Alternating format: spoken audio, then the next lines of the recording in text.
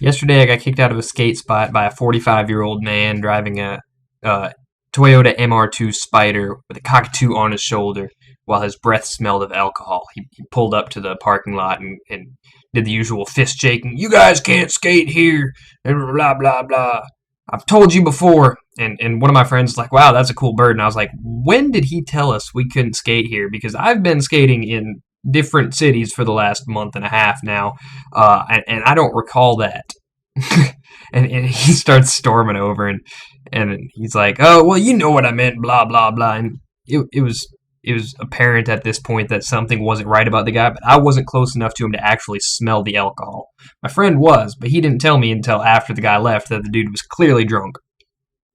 But anyways, so the guy was starting to be a dick, and then I was like, I understand that you guys don't necessarily like us skating here. And he was like, well, it's not that we don't like you. It's that we don't like the insurance liability that comes with you. I was like, dude, listen, this is a parking lot. I'm just parking my car here. You're cool with that, right? He's like, oh, yeah, that's fine. And I mean, and he kind of backpedals a little bit. And he's like, it's just that sometimes this group of skaters comes out here and they set up ramps and rails in the parking lot and they just leave them. And cars hit them and then they get mad that their stuff's getting hit by cars. And I'm like, well, I know exactly who you're talking about, and that guy is a dick. You're right. And I do know who he's talking about, and the guy is a fucking piece of shit. But anyways, that's against... that's not what the video is about. You got to think about things like that. I mean, you are affecting other skateboarders when you do stupid things, but you guys already know that by now, I'm sure. Actually, I wanted to talk about the strange-ass things that you see when you have your skateboard with you. I was crossing some railroad tracks one time, and there was a homeless. Well, I guess I shouldn't say that he was homeless. He looked rather disheveled. He was smoking a joint and spray painting on a wall. So apparently, he might have been homeless. He might not have been, but he gave off that vibe with the whole backpack and then gnarly hair. And he comes up to us, clearly already stoned off of his ass, and he's talking to my friend who had long hair at the time. He's like, "Man, I bet you're really good at skateboarding. You know how I can tell? You got long hair, and that means you've got good balance." I'm like, the fuck is this guy talking about? He's like, yeah, man, you should take up karate, because, like, I bet you could kick people in the head. I'm like, what? So we talked to the guy, and honestly, I don't remember most of the conversation, because I spent the whole time going, like, this dude's weird. I want to get out of here. I'm looking for an exit strategy. Like, I was hoping a cop would show up at that point so that I could get away from this weird ass dude.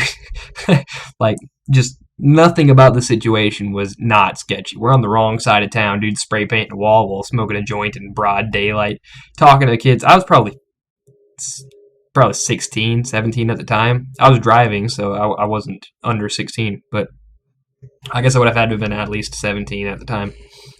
But anyways, there was another time. There was this sidewalk with like a ledge next to it, just a little short, almost a curb. But somebody had liquid nailed a piece of like angle iron. It wasn't a full size piece or anything. It was like probably 2.5, 3 feet. And we were just playing around on it because you couldn't get too serious right next to the road. Lots of traffic, and you don't want to kick a board out into the road and have it get run over or get your ass beat by some dude that's mad because he scuffed his rims when he ran over your board. Stuff like that. You don't want to get your ass beat when you're a kid. That's for damn sure.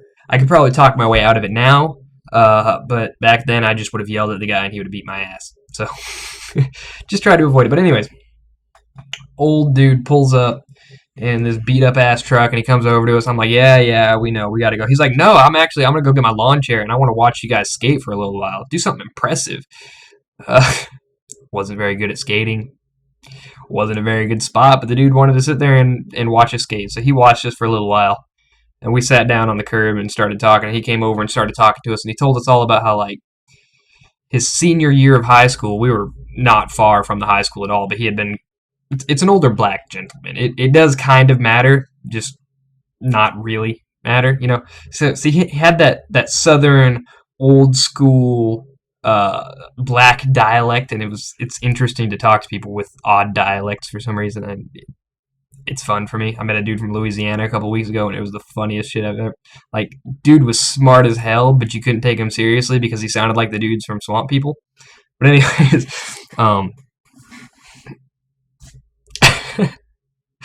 I'm serious. I mean, he was smart as hell. It was just hard to take him serious.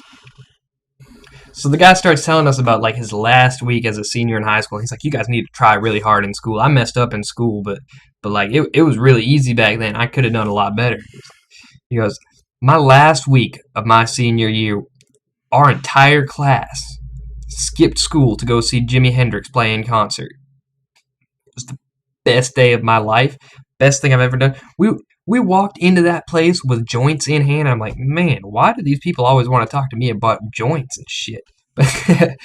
He's like, we used to be able to walk down Main Street with a 40 in one hand and a joint in the other. I'm like, I didn't even know they had 40s back then. I wonder if he's just mixing up like last week and today or something. I don't. This dude's freaking me out. But stayed and talked to him because he was a cool ass dude. So like, I still got the tickets inside from when I went. But like a week later, I was drafted into the. I think it was. I don't remember which branch of the military it was. I actually made a video about it on my old channel, but I can't recall off the top of my head, and I'm not going to go watch the old video. Basically, like a week. It was either. It was not long after he graduated from high school, and he went to the concert like a week before high school, before his senior year ended. And he was like, "Yeah, I got drafted into Vietnam and had to go fight over there, and then came back, and I just ain't been the same since." And I actually looked the dude's address up on Family Watchdog or something like that, just out of curiosity. And it turns out he was a sex offender. I spent like an hour talking to a registered sex offender, which was probably completely illegal for him to do, and I probably could have got the dude in a shitload of trouble. But he was an awesome guy, and he didn't try to like diddle me or anything. So that was cool. I mean, I appreciate him not raping me. One more story before I go. I found a homeless man's bag. A homeless murderer who had just been released from prison, actually. We were just walking back in the factories. We saw a bag, scooped it up, and took it with us, not thinking that it belonged to anybody. We were like, there's a bag, we're taking it. God knows what's in it. It could be full of money that was dumped. So we take it to like this little park and we crack it open, and it's just this dude's clothes and his prison ID and a line that clearly said the crime that he committed that I'm not gonna say because I don't want the motherfucker hunting me down and doing what he did to that guy to me. But there was like $7 in the wallet, and we were like, man, we could take this, or we could not take it and not get killed. So we actually put more money into the wallet and drove back down to where we found the bag at. Saw a dude sitting on a bench looking like pissed as fuck and realized that he was the dude in the picture. So we drove by, threw the bag out of the car, spun out, and went back home because I was not about to stay in town with a homeless murderer. Those are my stories of some crazy ass shit that's happened while I was skating. Those are just ones that I can think of off the top of my head. There's a lot more of them, but I want to hear what you guys have experienced. I'll talk to you next week.